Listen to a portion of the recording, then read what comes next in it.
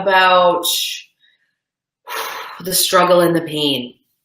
I very highly doubt I'm going to get through this video without crying.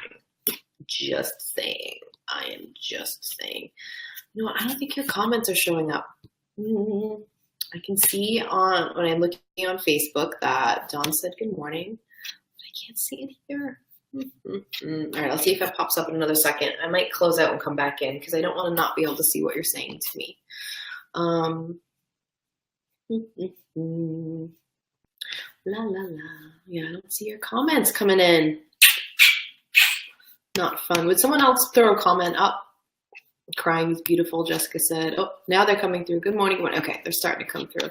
I can see that Jessica made a comment that I can't see here yet, though, so maybe it's just delayed. I'll keep flipping back and forth so I can see. All right, bear with me. Mercury retrograde energy is still around, even though it's gone. It still wreaks havoc. Okay, so here's what's important to know about your struggle, and here's why I get so passionate about talking about this. I can feel the tears coming already. They're welling up already. Can you see? There was such a huge time in my life when I was really working through this stuff and trying to figure out what my purpose was and happiness and who I was and trying to find the bravery to be myself. And in that time, I so wished that someone had stopped and explained to me that part of my job and part of my purpose and how I do that well is to not just accept the struggles, but to share them.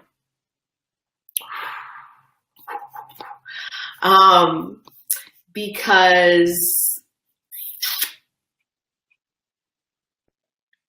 I spent so much of my life trying to hide them and trying to appear to always be okay or to always have my stuff together at every moment. I spent so much of my life that way. And most of that was self-inflicted. I think it came from a place of insecurity, and I didn't want people to see my pain or see me struggle with something or not do well at something. And honestly, to this day, sometimes I struggle with that still, like sharing the things that are hard for me or sharing going through something difficult. I try hard to share when things happen to me, but it's not super easy. It really isn't. It's hard. So why I wish someone had said that to me earlier or explained this concept that we're going to talk about in a second to me earlier, is because moving through these difficult things is so much easier and so much brighter and so much less scary when you realize that they are the difficult things that are put there have the ability to be turned into something beautiful. They're not just scars. They're not just dark periods. They're not just crap being hurled at you from the universe. It's not that instead it's something pointing you and molding you into an even more beautiful and empowered version of yourself than you already are. And I wish that this concept had been explained to me sooner. I really do, because I struggled to find that as a truth. It's still not taught a lot. It's still not talked about a lot. I still don't understand why at anything that you go to ever to be some kind of an entrepreneur, that this isn't the main topic of conversation. I don't understand that. I will never understand that because it's everything. And here's why. No one gets a pass from the yucky stuff. No one gets a pass from struggles. We come here to do that. Where this life is a classroom that you're living in. And I don't say that to make you feel like, oh, well, my struggles are no big deal. They're a big freaking deal. They're a huge deal. They're the biggest deal that they could be to you, right? Because you're moving through them. We all have difficult stuff to go through. Yes, some people's stuff, you're like, wow, that's a real difficult road to walk through. Mine seems smaller in comparison, but there really is no comparison because only you can experience your stuff. It's all put there to mold you into a more authentic version of yourself. Anytime that I have ever gone through something hard, it has shaken me and made me a more authentic version of myself. A way more authentic version of myself, okay? It has taken me from the things that I was holding on to or felt like I needed to be or do for other people. And when that struggle hits you, you don't have that energy to hold that up anymore. You don't have the energy to fight through that anymore. You just have to be you. You don't have the energy to force things or to be things for other people. You just have the energy to allow yourself to be yourself. So that in itself has a beautiful gift in it. The other thing is that anything that you ever go through as an empath is given to you so that you can help other people with it. If you want to make that crap you just went through into something beautiful, take it and turn around and help other people with it. All right. Anytime that I go through something tough, I immediately turn it into something that I can generate out into the world in line with my purpose to help other people. And I do it as fast as freaking possible. It's part of my way of healing. It really is. So being able to do that and having a platform for that and feeling like that's part of your job is an amazing gift. Okay. The boundary challenge that you saw in here came up because I was struggling with someone and how they were treating me and keeping good boundaries around them. Okay. That's where that came from. When I did the intuition challenge, it was because so many of my people just needed this information and I was driving me crazy that there was so much misinformation out there. The purpose retreat is born from this thing that's going on in my life, this struggle that repeats itself in different forms because it's part of what moves me to take action, and the universe knows that. So it makes everything show up in this form. The purpose retreat was born, the idea for it and what I'm teaching and the energy behind it was born from a painful struggle that I've been in for about a year, which is, I'm someone who I teach things all the time. So to me, it's my responsibility to be learning things all the time too. That wouldn't be fair if I didn't. So I'm always doing that. And the concepts I was using in my business when I was being coached by other business people, they started to turn on me. I'm going to get emotional about this too. They started to use me as a scapegoat and as an example of what not to do. And I started to be accused on a bigger scale than you're probably thinking of trying to take out this self-help coaching industry by the way that I wanted to do things. And the way that I wanted and want to and continue to do things is to put a focus on building relationships and connections with people and having that be the driving force of what you do. That's why you have these challenges. That's why I show up in live videos all the time, because to me, connection is everything. That's what I do this for, is to connect with people and to maybe serve them in some way that makes their lives better or easier or more full or helps them move forward, whatever that looks like. So my whole thing is connection. Everything I do comes generated that way.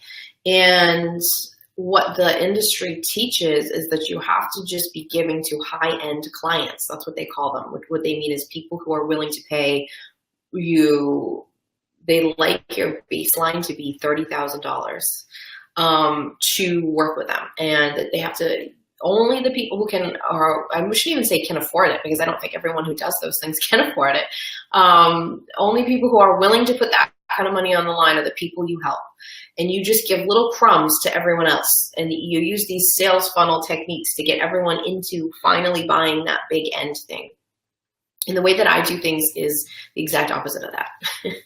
I don't put all of my time and energy into only offering high-end things. I put most of my time and energy into free stuff that offers connection so that you can see who I am. And if you think that that person is someone you want to be connected to, then you can be. And you never have to pay me a cent if you don't want to. That's not what it's about for me. But what happens when you do that is you awaken people to something inside of themselves that some of those people are going to go, you know, what she's giving me here without charging me is of value to me. I can see the benefit in my life. I can see how my life's changing. And so when she offers up something else that connects with me, even if it costs money, most of the things I do don't cost a lot of money. I'm not someone who wants to charge people $1 bajillion. Don't get me started on that. Maybe if that's the case, then I will take another step and I'll pay her to do more so she can help me more.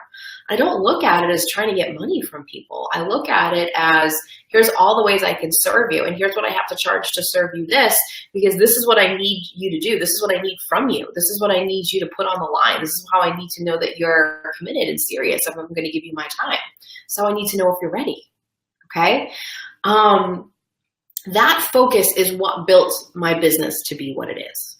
And that thought generation and all of the blood, sweat, and tears I put into creating systems around that and then helping other people with it has become a reason for other people to attack me in the industry. Certified letters in the mail, really disgusting Facebook messages, threatening emails, blog posts written about me that don't contain my name, but they're about me, baby. All of this stuff to take me down. I was embarrassed, well, I guess attempted to be embarrassed on this, like a Zoom platform where there was a bunch of people in a meeting and they could all see you. And there were some people who I deeply respect in there, and was torn a new one in there for having a program where I coach people for only $10 a month. That's the Spiritual Rebels. They tore me a new one for that one. They told me that was absurd and a waste of my time, and that's everything that's wrong with the industry. And to have big industry leaders say things like that to you is painful. I don't care who you are. I'm a tough chick, but that hurts. And sometimes I question it, like, am I? And then there's that voice inside you that's like, no. So that whole struggle, out of that, the Purpose Retreat was born. The idea for it, the location, what it needed to look like, all of the things I'm teaching in there come from the place of no one can tell you exactly what to do. And take your sales funnel BS and throw it in the trash and do what feels authentic to you. Form connections, show people who you are, and share that with people. And abundance will flow because of that. Work on you and keep shining, and abundance will flow out of that. Let me show you how to do it so it's easy. Let me show you how to do it so you don't have to work a bajillion hours and never sleep and never see your children and run a business. Let me show you all of that. Let me show you how to take the business you have now and take it to a whole other level of fulfillment that you never thought possible. Abundance will knock you over, but abundance isn't this whole thing. It's like you have to tie your worth to what you charge. Are you only saying you're worth that? No, my worth isn't attached to money at all. So this is where the Purpose Retreat was born. And you better believe that I priced it to be affordable. Out of this pain of everyone telling me that I need to do things their way, and me going, I'll do it my way. That's what that was born from. So you can take your pain and make things from it. All right. Anytime I have someone sitting in front of me who's talking about the pain of hating their body, I understand that pain so well because I've been there, done that. I have been down that road, struggling to lose weight. I know what that feels like. Been there. Not having enough money to pay your bills. Know what that feels like. Been there. Feeling guilty about having more money than other people. I know what that feels like. I've been through so many things that I take that pain and I use it to relate to people, and I know what that feels like, and I create programs to help them through that. Anything that I ever offer is generated from some kind of struggle that I have been through, and you can do that too. Sometimes we get caught off guard or off balance thinking that, I'm not enough of an expert. My purpose word didn't come to me in 5 seconds, so forget it. I want to coach people about this, but I haven't fully mastered that yet. Take that logic and throw it out the window. Just go right now. Take that. Don't say that. Bye. Think about where you are in your life right now. Think about the struggles and the pain and the things that you've been through. And think about the beauty that came out of it. And if you're in the middle of it right now, think about the resilience and the strength that you notice in yourself as you fight. You choose to fight through. What's the beauty here? Magnify that beauty for whatever it gave you and turn around and give it to other people. That, my friends, is using purpose like a friggin' rock star. And that's what I want for you. Your pain is a gift to you. It doesn't always feel like it. And yes, I know it sucks. Trust me. There are lots of people in my life, not just this group of people that I'm telling you about in my industry, but there are lots of people in my life that when I do well, they do not like that. They immediately try to tear me down or pull me down or ignore me or make me feel bad or all of those things. And sometimes it works. Sometimes it does. It sucks. It hurts, right? It does. Absolutely. But if you know that from that, you can generate something else and you can put something beautiful out into the world as a result, and you can help other people, and you can do what I did, which is look around and go, this doesn't feel like it fits for me. This fits for me instead. And when that causes a strong reaction and people tell you not to go there because they're afraid and you do it anyways, that's power. That's powerful. And I will not tell you any of the names of the people because I am not interested in hurting another person. I never inflict pain as a result of someone inflicting it on me. I just do what I know I'm meant to do. Make sense? I hope it does. All right, let me see. I have to flip over to here to see your comments. Okay, let's see. Let me reload this because it looks like the video's going cuckoo. Let's see. Bear with me for a sec. Many peeps hate to see others succeed. Yeah, exactly. Been getting nasty comments recently, so mean. Yeah, absolutely. Yeah, I'm definitely having trouble seeing your comments because now I'm only seeing like 3 or 4. And I can see some of you saying hi. Megan's laughing at how fast I ate lunch. I was on another video, ate lunch and came back. I come from a family of people who eat really fast. I don't suggest it, but I do eat really fast. Next. So I really, really want you to take that. I really want you to take the power behind that. I want you to take the energy behind that. And I want you to think about the struggles you face. And I want you to think about, what did you learn? What's something beautiful that came out of that? If that's all you go, if that's the only place you go with that, that's okay with me. That's fine. That's turning something negative and stopping the flow of negative energy and turning it into a positive and generating it back out into the world. As empaths, we are designed for that. We shine at doing that, all right? So the more you can do that, the better. If you take that struggle and pain and decide, this is my prison, I'm going to stay here. I'm going to play the role of the victim of this. I'm never going to go another step further. I'm never going to take this another place. I don't deserve to have all the wonderful things. I'm just going to stay here. I'm going to stay in this prison built by my struggle and pain. Then that's what you'll do. But you won't move forward. And it's a choice. It is a complete choice. Again, I wish someone told me this because I lived in that prison for far too long. But you can also take it and it can be your rocket fuel. You can take it and say, this struggle has taught me this. And out of this, I learned this. And I'm going to turn around because there might be people ahead of me on this that already get this. That's fine. But there are people who aren't yet. And that this information and this struggle and who I am can help other people. When I was growing up, being able to hear angels talk to you and dead people talk to you was like the thorn in my side. I hated it. I wished it to be gone. I wished it was different. I wished I was just like everybody else in so many ways.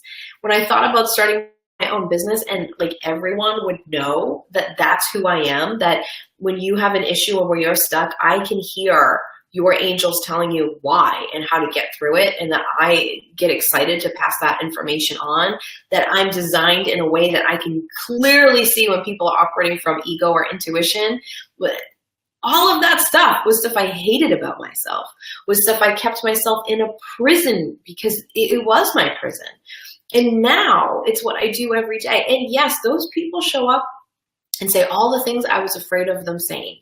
People who were close to me, bye. As soon as I said that's who I am. They couldn't accept my authentic version of myself, and that hurt like hell. It hurt so bad. I'm not going to lie. It hurts. But there are people who will all of a sudden start saying to you, thank you for being who you are.